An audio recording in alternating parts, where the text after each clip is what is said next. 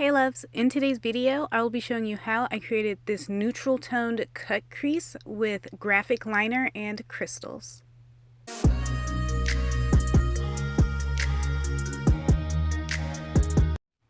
I am starting off this look by taking the shade Toffee from the IMAGIC Pro 30 color warm eyeshadow palette onto my Profusion ES6 and blending it right above my crease.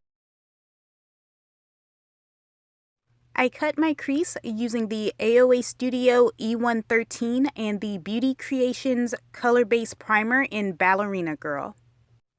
Now I am setting that primer with my Wet n Wild single shadow in the shade Brulee using my Profusion ES5. The Ballerina Girl primer and the Creme Brulee shadow are basically the same color.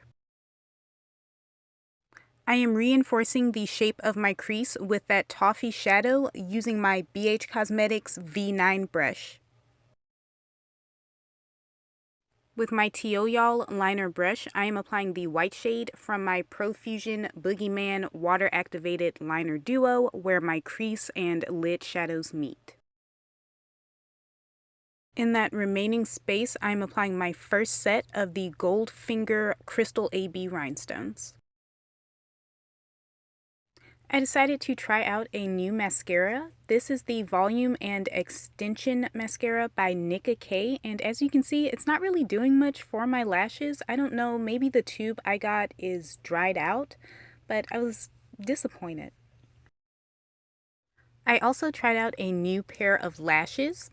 This is the Ioni 3D Foam Ink Lash in the Wispy Full Dramatic style, and I absolutely love it. It is so pretty.